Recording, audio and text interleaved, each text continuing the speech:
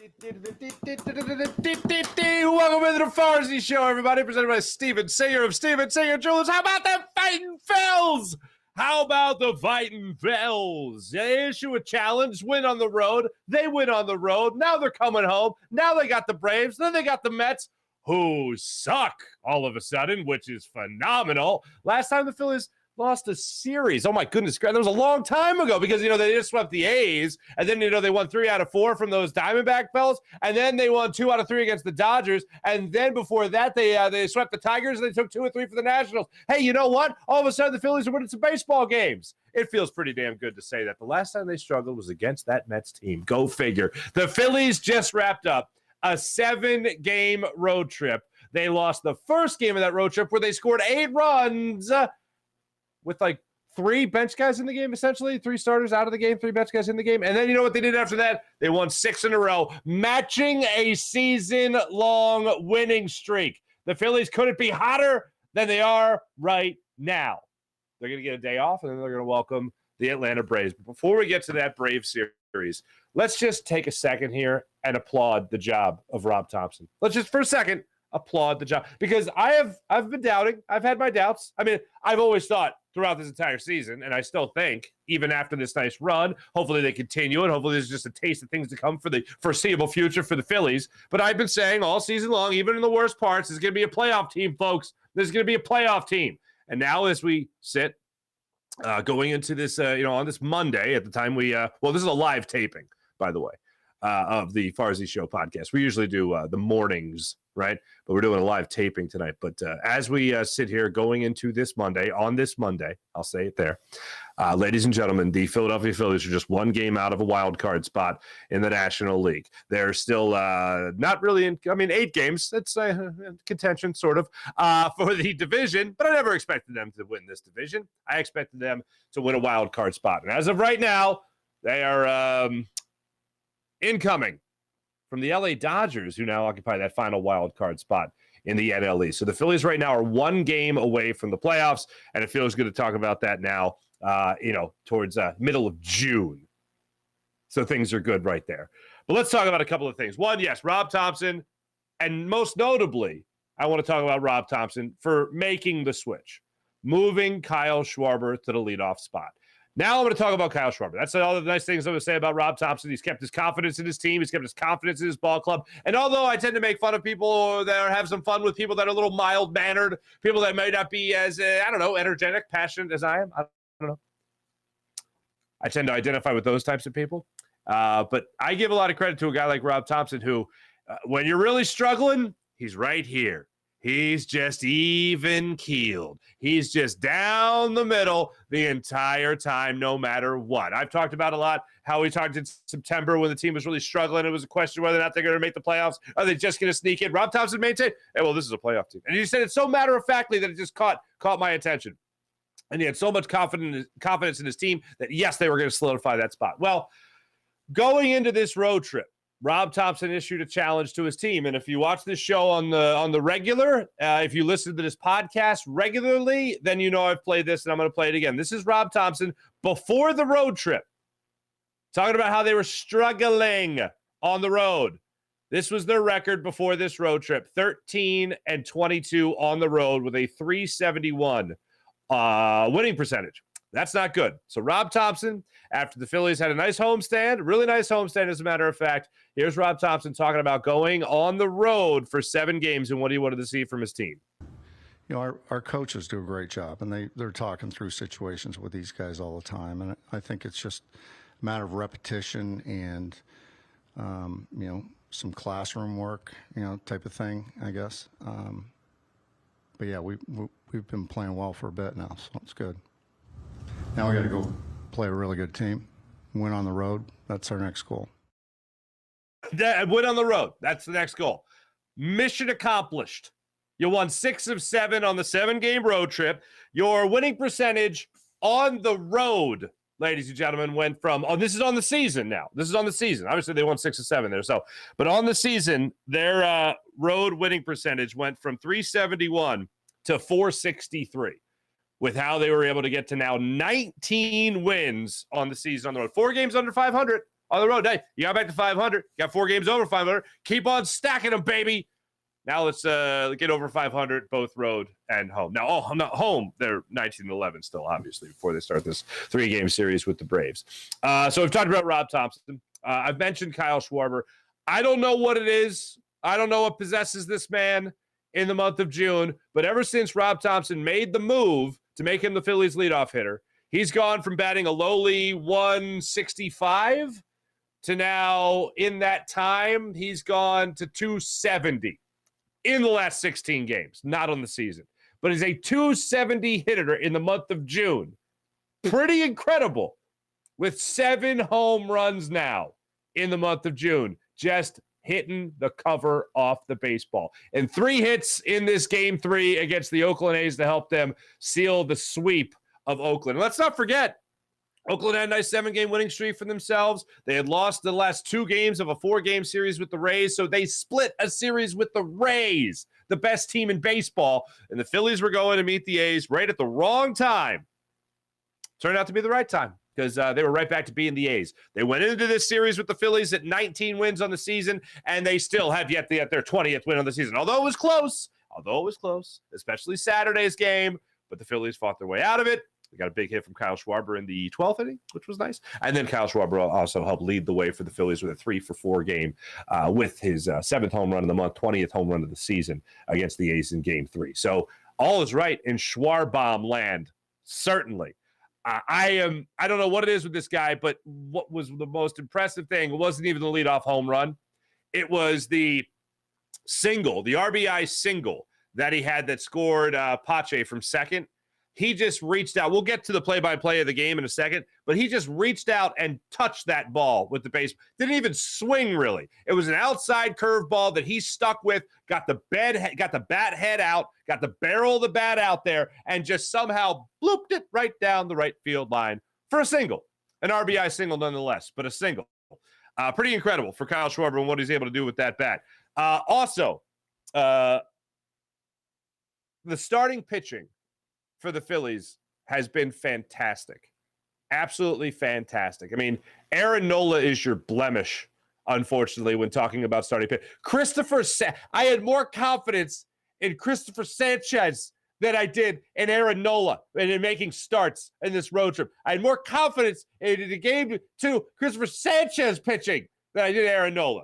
And our man, Corey Simon of NBC Sports Philadelphia, put together some interesting numbers here. Now, Ranger Suarez will get the start coming up in a little bit. Monday it'll get the start. But Corey Simon put these numbers together. I want to give him a shout-out here because it's great. Phillies 31-21 in games started by Wheeler, Nola, Walker, and Suarez. Going into the season, we knew these guys were going to be pretty much your big 4 of 5. We weren't sure who the 5th starter was going to be. We knew Suarez was going to join the team sooner or later, and he certainly has. But now, in these games, in the 52 games so far this season, they are the best when Taijuan Walker starts. He's 10-5, followed by a 9-6 in Zach Wheeler starts, 5-2 in Ranger Suarez starts, and the only guy that they're under 500 with, ladies and gentlemen, 7-8 in Aaron Nola starts this season.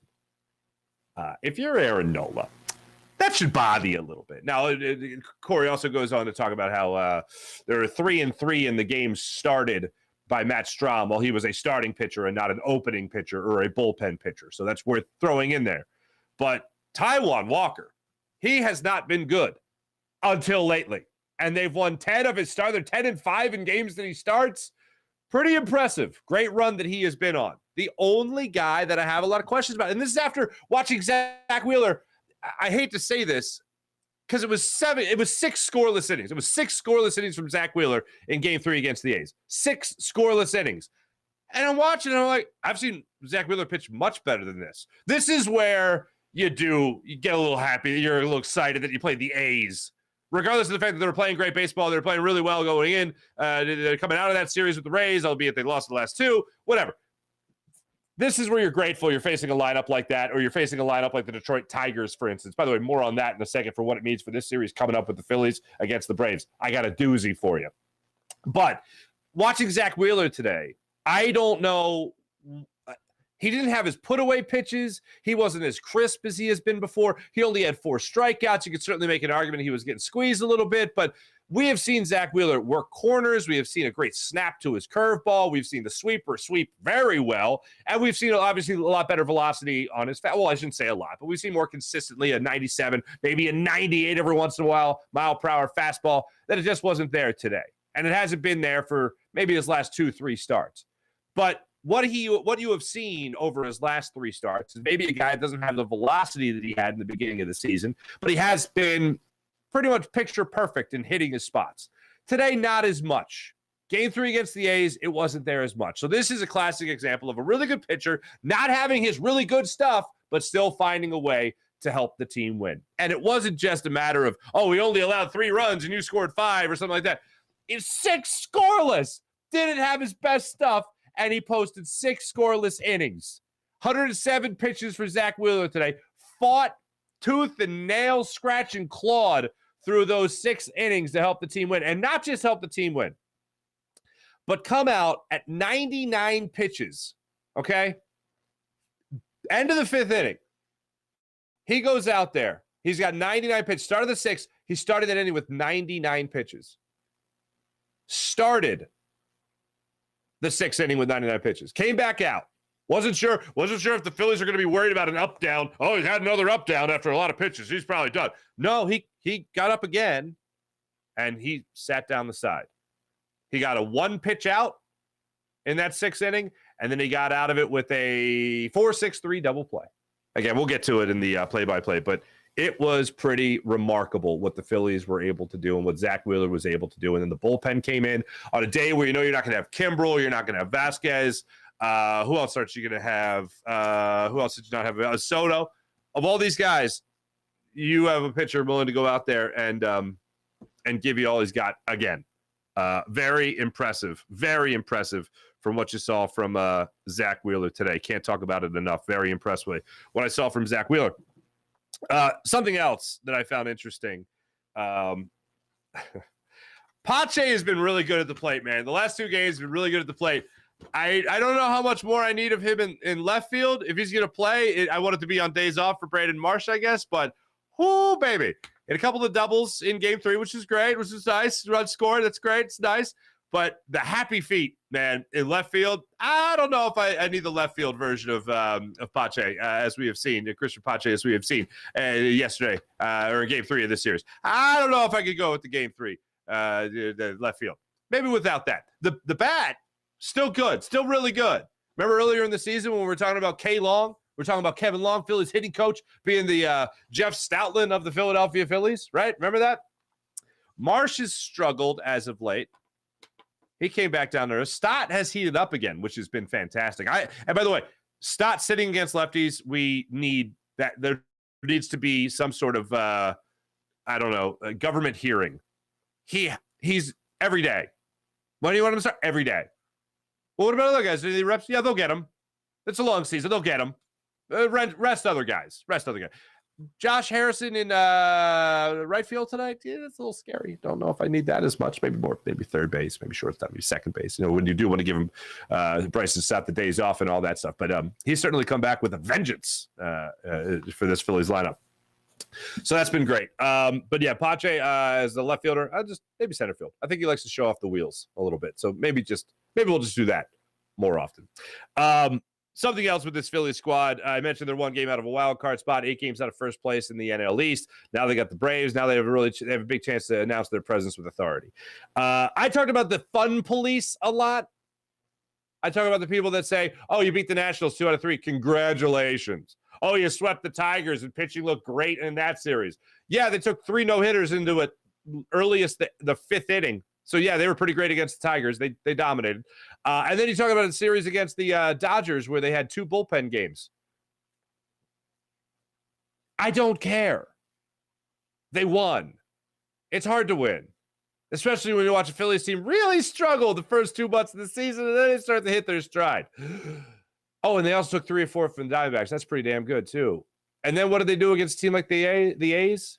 Oh, they did what they were supposed to do. I talk about this a lot in other sports, but in baseball, it definitely applies. people will talk about, oh, so what? It's only the fill in the blank. In this case, it's only the Oakland Athletics, who are already kicked out of their own city by the ownership to move to Las Vegas. Okay, whatever. I don't care that it's the A's. Do what you're supposed to do. We talk about letdown games. We talk about get-right games or get-right series. I like to think of these types of series or games as prove-it games.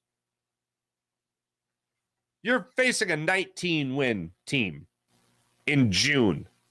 Show me that you're a hell of a lot better. Prove to me that you're not a pushover team. Go ahead and do that. And by the way, let's go back even further than the nice end of the road trip against the Nationals and then the most recent homestand. Let's go back to that Braves series because the Phillies are about to face the Braves again. And the last time they faced the Braves, did they get swept by the Braves?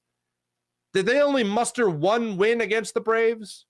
Or did they split with the first place team in their division? I believe they split. They did split. Now they have an opportunity to, I don't know, maybe take 2 or 3 from the Braves. Let's get cocky. Let's get crazy. I don't want to get nuts. Let's get nuts. Maybe 3 out of 3 against the Braves. Maybe they sweep them on back to Atlanta. How about that? One good thing is, though, the Mets really do suck now, so they got the Mets after the Braves. So we'll, of course, talk about that series more as the week goes on and whatnot. But Phillies did exactly what they're supposed to do in this road trip. They handled their business. 6-1 on the road trip. As for Sunday's game, Sunday's Father's Day game, and yes, I do hope everyone had a wonderful Father's Day. For me, you guys that watch the show religiously or listen to for the people on the podcast that listen to the show religiously, you guys know this weekend was my wedding anniversary, my 5-year wedding anniversary, my lovely wife, right? We had this nice time planned to go out and hit the town and have a great time. And my daughter, Thursday night, this is what my soon-to-be 4-year-old daughter, Lil Toots, was sounding like.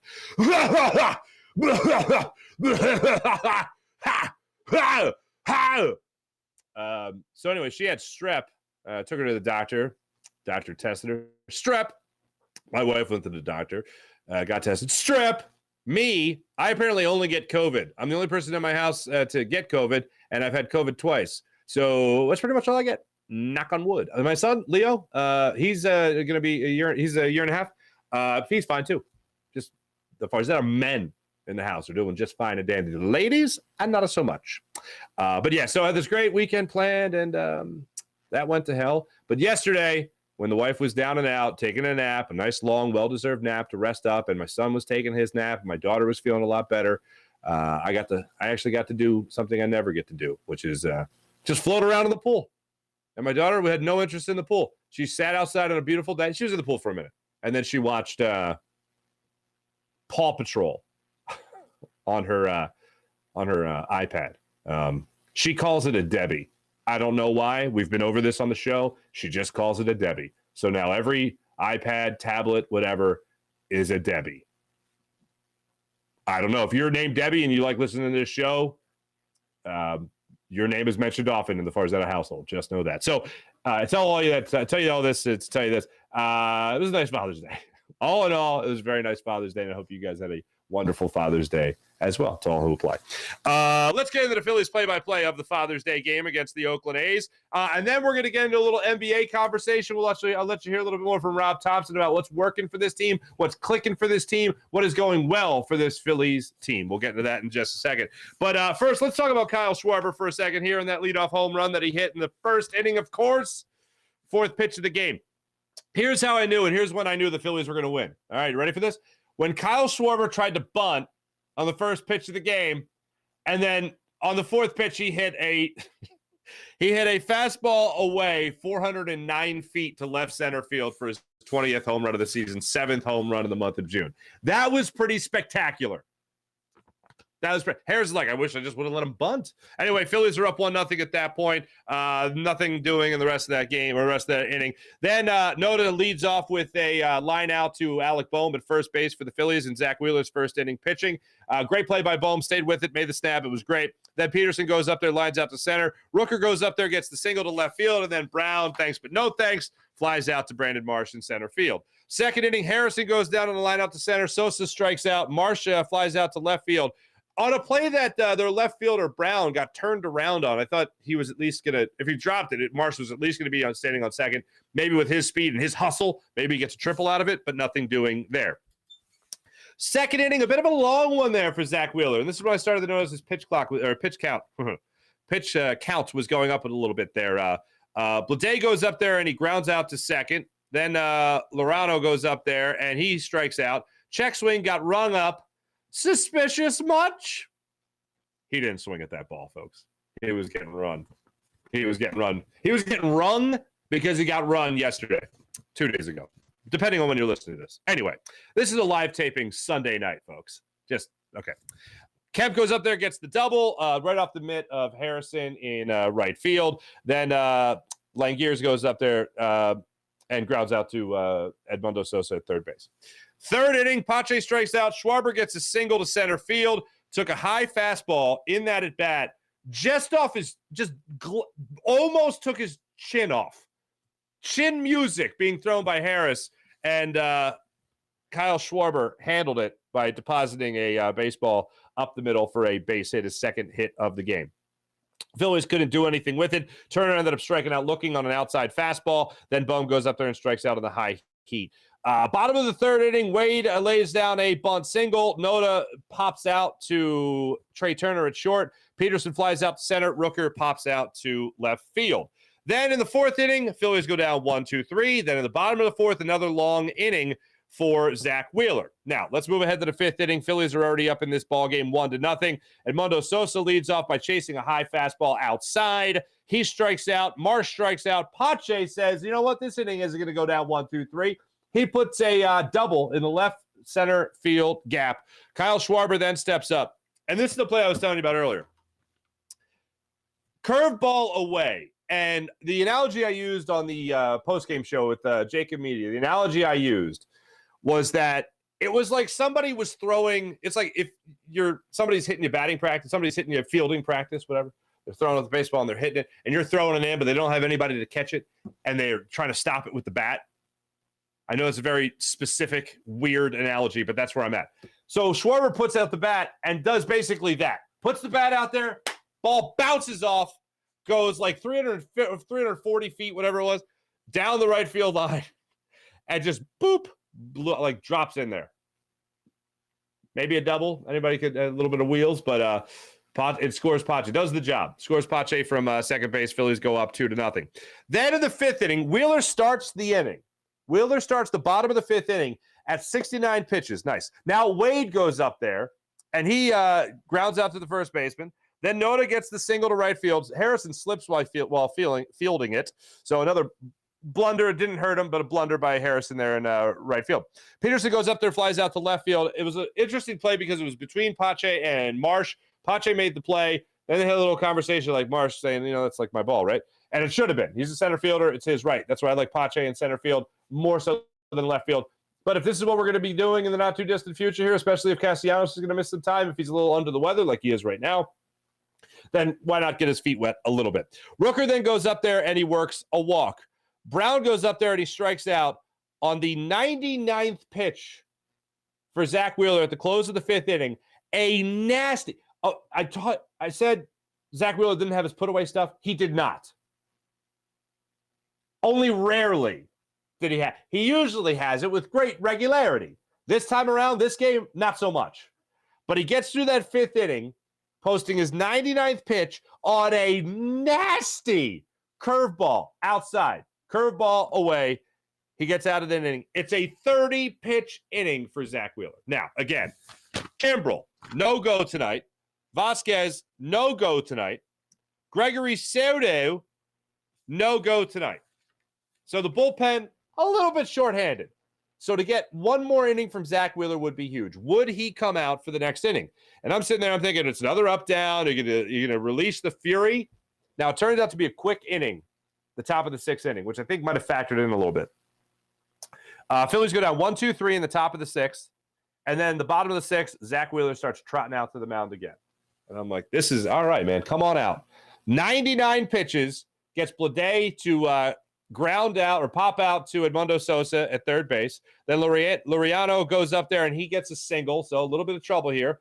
and then a 4-6-3. Kemp grounds into the 4-6-3 double play.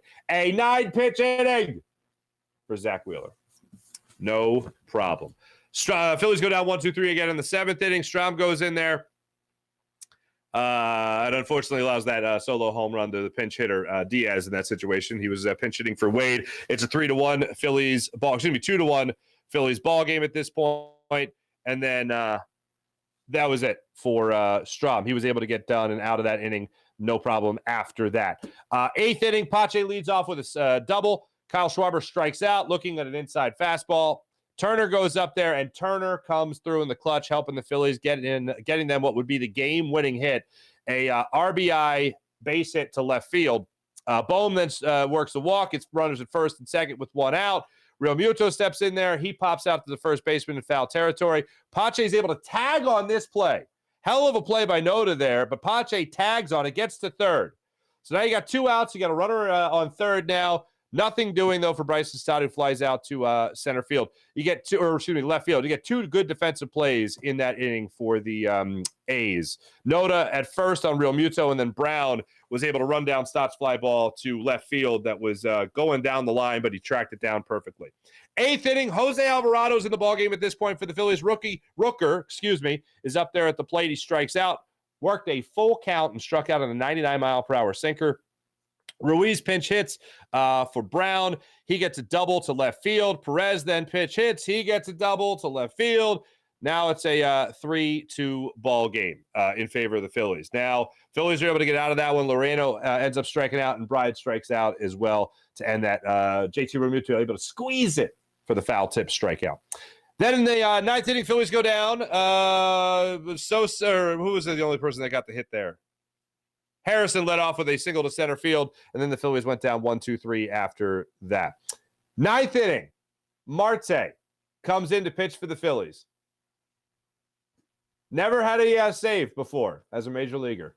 Not only does he never have a save, he comes in and he strikes out the side. He does it with great authority. Phenomenal to see that for this Phillies squad. And the Phillies walk away with a 3-2 victory in Oakland in all. Zach Wheeler, 6 innings, 6 hits, scattered 6 hits, 2 walks, 4 strikeouts, 107 pitches, lowers his ERA to 3.48. Matt Strom allowed a run, Jose Alvarado allowed a run, and then Marte came in and got 3 strikeouts, 15 pitches to get out of that game and get out of that inning and record his first big league save. You love to see it. Let's hear from the skipper himself. As to what he had to say after this game and after this road trip. Now, you heard to start the show, Rob Thompson said, now you got to go win on the road. Well, they did. Here's the skipper on that. Great road trip.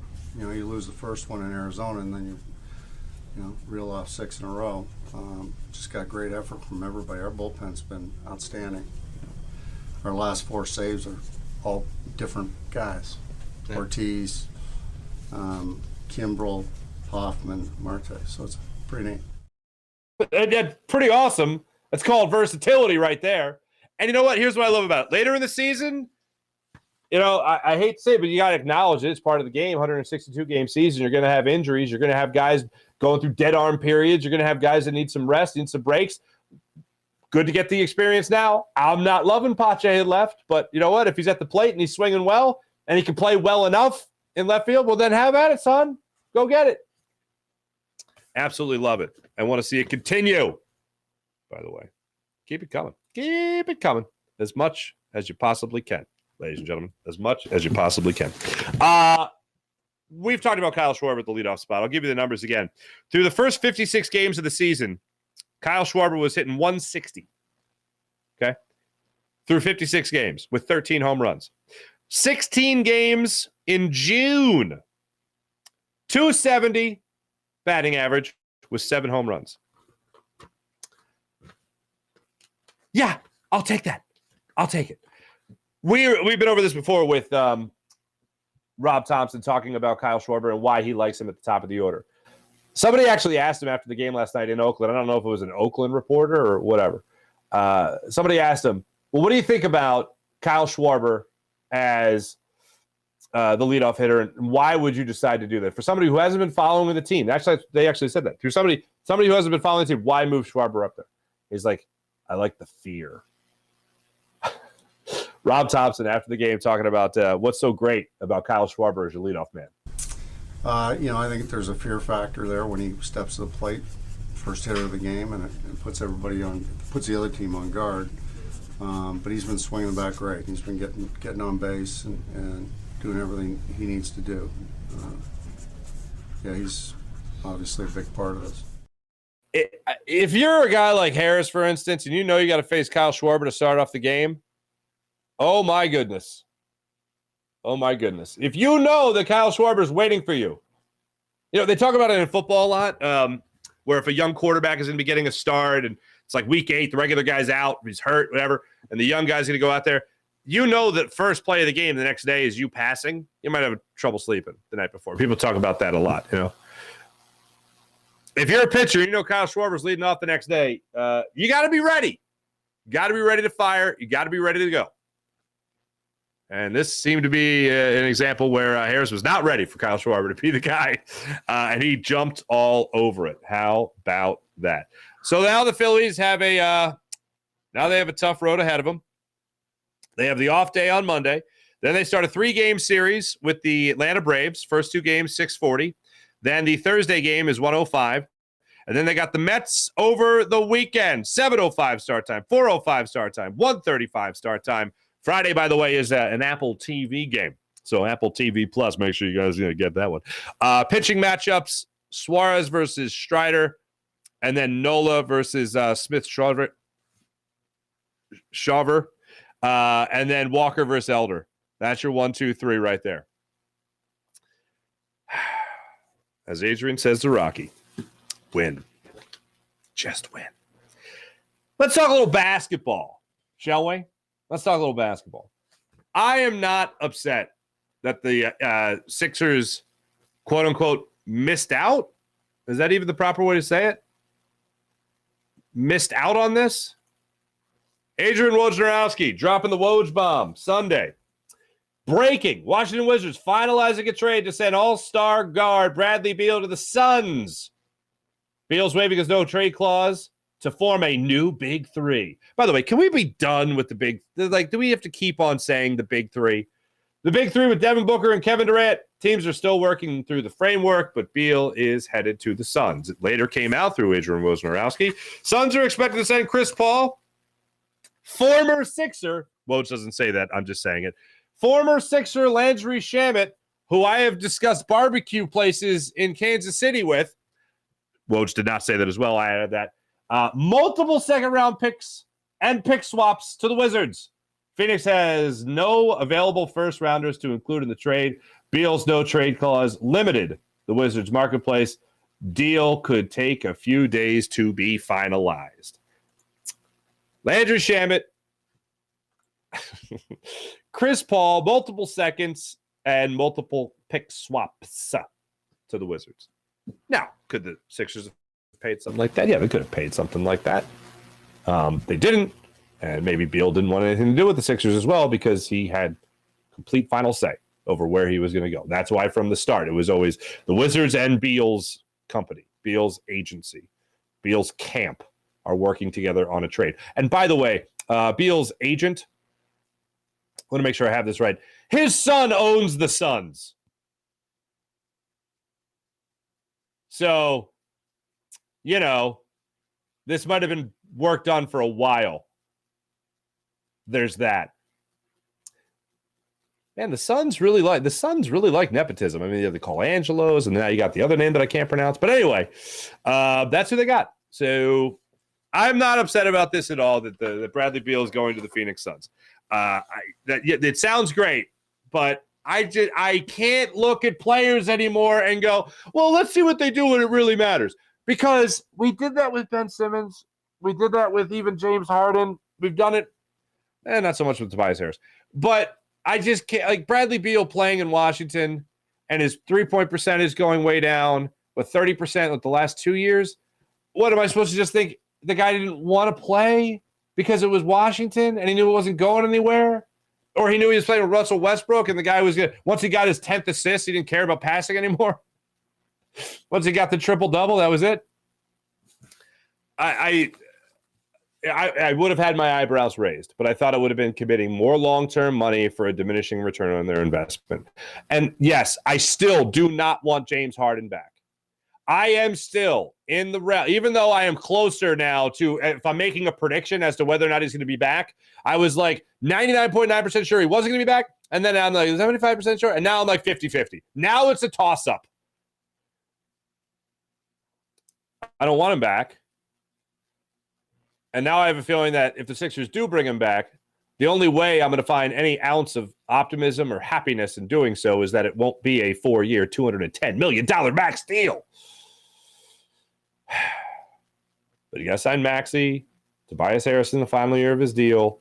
I don't know what they're going to work out. Maybe they ink him to some 2-year deal, and he's got 2 more years here in Philly. Maybe it's another 1-year deal with another player option. Then he goes back to Houston, rides off to the sunset, deep in the heart of Texas. Maybe that'll be it. But if I see a 4-year, $210 million deal to James Harden, oh, baby, I will not be a happy camper. I will not be happy at all. So are you sad that they missed out on the Beal deal? Do you want James Harden back now? Or are you like me? Are you going to be at your happiest if the Sixers go into the season with my new favorite term, gap year? Are they going to come in, and gap year as it applies to basketball in this sense? Are you going to be happier if they go in with the Tyrese Maxey, Joel Embiid, Tobias Harris, Fred VanVleet led 76ers with new head coach Nick Nurse? What will make you happiest? What will bring you the most joy in life, ladies and gentlemen? What will make you the happiest? That's where I'm at. That's what would make me the happiest. If they go into the season with Tyrese Maxey, Joel Embiid, Tobias Harris, Fred VanVleet, maybe some other guys out there, right? And Nick Nurse, obviously, is their head coach. That would make me the happiest. James Harden does not make me the happiest. And for the people, and I've said this before, but for the people that do say, oh, well, here's your best chance. If you bring back James Harden, you take a huge step back. You don't know that. How good can Tyrese Maxey be? And before you answer that, tell me how good you thought, Jalen Hurts could be, for instance. Because if you could scout out players that well where you already know their ceiling, then go work in a front office somewhere. Because you're missing out on a lot of money. A lot of money, if you really know. Because I don't know until I really see it. I have an inclination. I didn't give up on Jalen Hurts. I like Jalen Hurts a lot. I didn't think, I'll tell you this right now. Tyrese Maxey has far exceeded my expectations already. Can he play at an all-star level? Can he make an all-star team next year? He might. Give him that opportunity. I'd love to see him have that opportunity. So that's where I'm at on the Bradley Beal trade. Are you upset? Are you saddened that we don't have Bradley Beal in the Sixers right now? Because I'm not. I feel great. I'll tell you what I don't like. I don't like the Wizards getting more picks. I don't like the Wizards getting more assets. I don't like that. I don't like that even a little bit. So that's where I'm at on that. Let me tell you about my man Steven Singer of Steven Singer Jewelers. The other corner of 8th and Walnut, right there on Jewelers Row. Ladies and gentlemen, for over 40 years, Steven's been in the love business in Philadelphia, helping people get engaged and fall in love. So please, when it comes to your big day, Steven Singer Jewelers, the other corner of 8th and Walnut. Guaranteeing the perfect price each and every day. Online at IHateStevenSinger.com. That's IHateStevenSinger.com. Now, what's the perfect price? Well, other jewelers are marking things way up just to mark them down a couple of bucks in front of you and make you feel like you want something. Steven Singer is right there for you, folks, keeping you at that perfect price. So when you walk in, you don't have to worry about negotiating or haggling or have that pressure of trying to be a salesman to a salesman. No. You just get the perfect price each and every time. Sit back, relax, get treated like a real family member by a real jewelry expert at Steven Singer Jewelers. Steven Singer Jewelers, one place, one price, the perfect price. All not at IHateStevenSinger.com. That's IHateStevenSinger.com. How about the amazing people at Manscaped? Manscaped.com, the leader in below-the-waist grooming. Join 4 million men worldwide who trust Manscaped. Whether it's the Platinum Package 4.0 or the Lawnmower 4.0 trimmer, Manscaped is the way to go. And especially their best hygiene bundle yet. And they also have their skin-safe technology, which helps reduce the risk of nicks, so you can manscape with confidence and comfort. So check out Manscaped at manscaped.com. Use promo code Farzy for 20% off and free shipping. How about Freestone Farm CBD? FreestoneFarmCBD.com. Again, we're doing the live taping tonight. We're doing it at 10:24 on Sunday night. Huh? Eh? So make sure, if you like CBD, and different kinds of CBD. Try FreestoneFarmCBD.com. Freestone Farm CBD, it's fantastic. FreestoneFarmCBD.com. You'll love the tropical tasting Bayox that clocks into the chart-topping 24.1%, and Super CBD, which is half Hindu, Kush, and 21%. Genetics of these guys are off the charts. So try Freestone Farm CBD at FreestoneFarmCBD.com. How about the great people at PHL Sports Nation, Philadelphia Sports Nation, enhancing your Philadelphia sports fan experience across all social media and blogs. That's PHLSportsNation.com. Let's get into the chat check and see how you beautiful people are doing on this fine evening. A little bit of a new crowd. Mark Saber, what's up, Mark Saber? Ty Vita! Hold on. Mark Saber says, or Sabre. Says Schwarbomb. We have definitely gotten to a point with Kyle Schwarber where it is just jumping off the bat. And that's the point I'm trying to make with that curveball that he hit for the RBI single down the right field line. It went like whatever it said, 300 feet, 350, whatever it was. 300 feet probably is more appropriate. And it just reached out and touched it. Just reached out. You know how they say like home runs are accidents? So hits a lot of times are accidents. And this was just him protecting the plate. And there's a lot of times where you're watching Kyle Schwarber and you're thinking, you know what? You don't got to be so by the book on what you think is a strike by a centimeter and what's not a strike by a centimeter. Sometimes, yeah, go ahead, protect the plate. And that's what I felt like he was doing. And he just, boop. He bopped that ball is what he did down the right field line. Ty Vita, are you upset that he didn't get Bradley Beal? Are you upset you didn't get Bradley Beal? Just asking a question.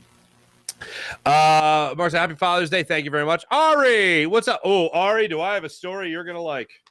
You already know the story. I think you're going to like the story. All right, what's going on? Happy Father's Day to you, Professor Dutch. Thank you. Happy Father's Day to you guys, to everybody. If they can take the series versus the Braves, I'll really start to believe. There you go, Professor Dutch. You know, the Phillies, maybe the Phillies are the Marlins are to the Phillies as the Phillies are to the Braves. Did I do that right inflection? The Braves know they can beat the Phillies, okay? But the playoffs kind of got in their head last year, maybe, especially Strider's head, maybe. We'll get into that, and that's the doozy. I don't want to forget the doozy that I teased earlier. Professor Dutch, hello again. Mihai Sanchez, thank you very much. Appreciate the happy anniversary wishes. Thank you. Ty Vita, thank you, Ty Vita. Happy anniversary. That's very nice, Mark. Thank you. Just a teep. Farzy, pots and pans, sir. Pots and pans. My man, pots and pans. Yes, appreciate everybody in the chat. You guys are great as per usual. Now, because I'm taping this Sunday night, I'm just going to do some regulars here. All right, here we go. Some other regulars. There's a lot of regulars in the chat right now, but PJ, I want to make sure that we acknowledge our regulars. So I'm just going to, ready? This is me reacting to the regulars in the chat. Ready? April! Hope you had a great weekend. That's a great point, April. That's a great point. Dan Schwartz, you sandbagging SOB. Thanks again for the art that you sent us for me catching or throwing the football the other day. That was great. And then thanks for the Father's Day wishes that you tweeted me. You're a very kind man. Thank you, Dan. Appreciate it. Mally! Smoke him if you got him, Mally. You got it, Mally. Thanks, Mally. Let's see. Who else we got here? Sean Gillespie. Sean, thanks, Sean. Sean Kilray. The Seans. What's going on, guys? Nice to see you in the chat. Of course, live. Right? Live? No? Okay. Anyway, thanks, everybody in the chat. You guys are great. Did I miss anybody? I don't think I missed anybody. I think I got them all for the most part. Go Sixers. Go Sixers. I talked to you in the post-game show, the Phillies post-game show. So thanks for stopping by. I think I got everybody. If I didn't get you, it's you. And it's you too. And it's you. You. Thank you. Let's get to the morning rush brought to you by Sky Motorcars. SkyMotorcars.com. This is incredible. David Freese. This is what I was talking about earlier there, Ari. David Freese, a St. Louis Cardinal for 5 seasons. Huge hits, especially the postseasons, World Series, all that stuff. He was voted in by the fans to be in the Cardinals Hall of Fame, and he said, thanks, but no thanks. David Freese declines induction to the Cardinals Hall of Fame after being elected by the fans. He knows the value and honor and wants to respect the other members. What? That is from Derek Gould from the St. Louis Post-Dispatch. David Freese turning down Cardinals Hall of Fame nods from the fans. Now listen to this. He doesn't want to be joined. He doesn't want to join the names. Now, he's a St. Louis kid, so he respects the hell out of guys like Stan Musial, Bob Gibson, Ozzie Smith, just to name a few. And how about this? Steve Carlton. Two of the names that he was up against in the fan voting. Steve Carlton, who some people forget, especially people that are younger than me. Steve Carlton started his career with the St. Louis Cardinals. He won a World Series with the St. Louis Cardinals.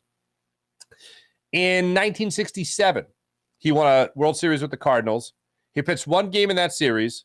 He allowed one run over 6 innings of work, and he got the loss. That was in 1967. He won the World Series. And then in 1971, he went 20-9 for the Cardinals. That was his final year before being traded to the Phillies.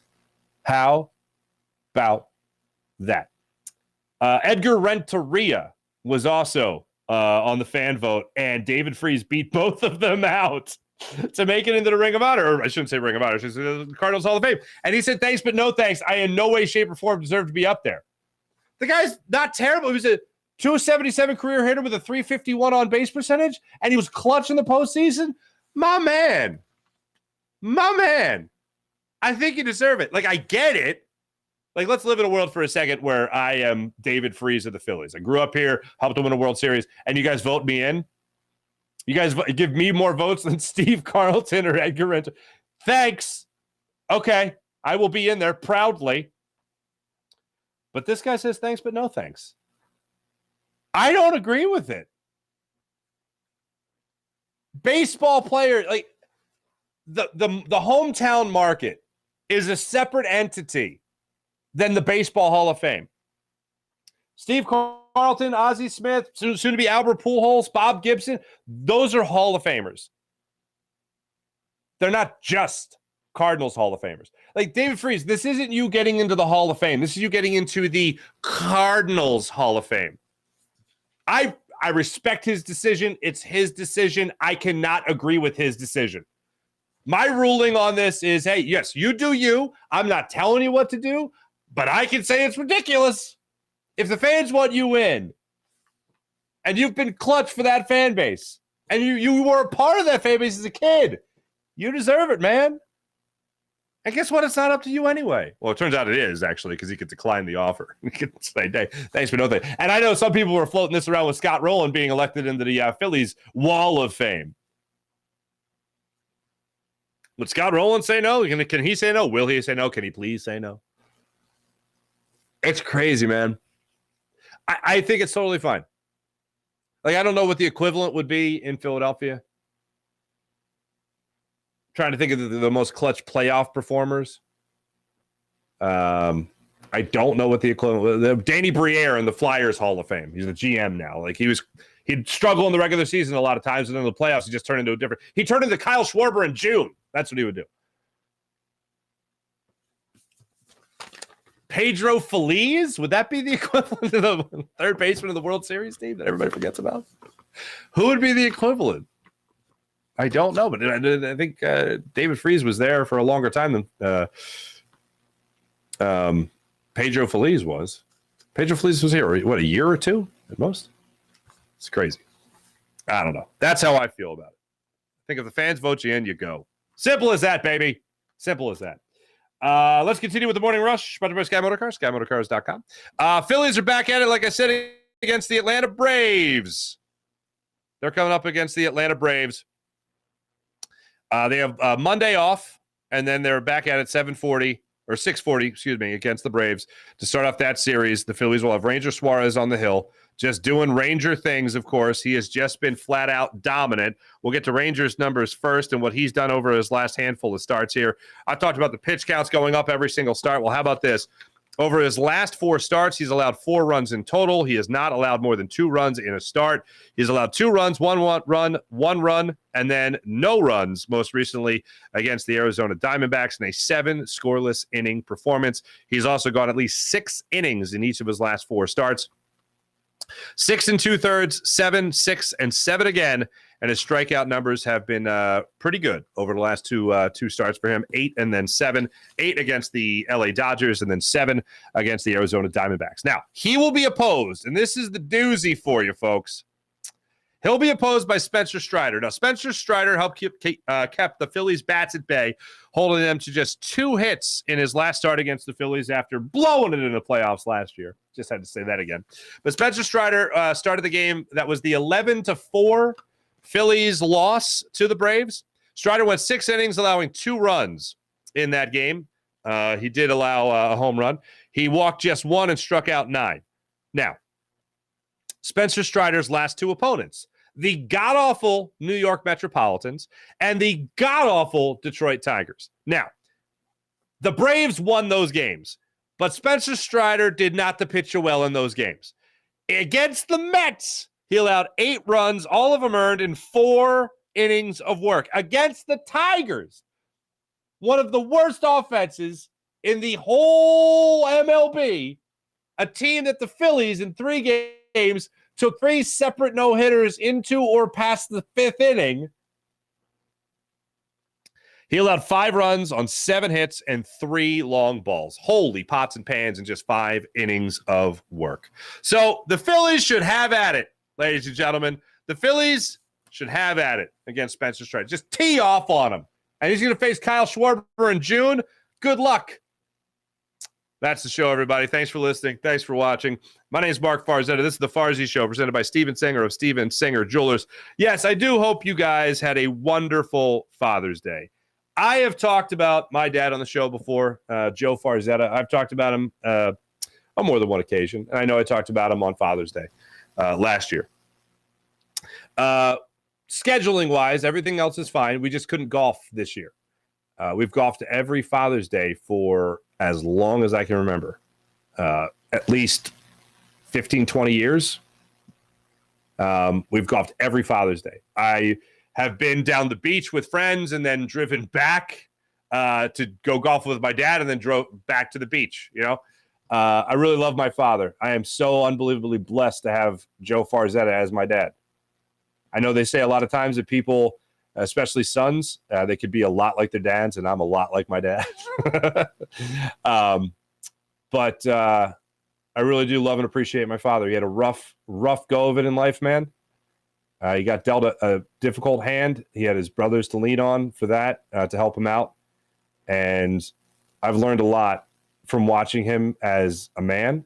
I've learned a lot from watching him as a father.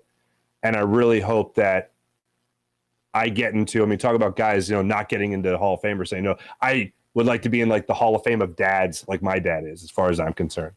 What a role model. And I hope people listening to this show, people watching this show, have a similar experience to me. And if not, then I hope you can be that experience for somebody else. And I'm really hoping I can do that for Emanuela and Leonardo as their father. In all seriousness, thanks, Dad. Appreciate it. Hope you guys have a wonderful rest of your day. Have a great time. I will talk to you guys tomorrow. See ya. Bye.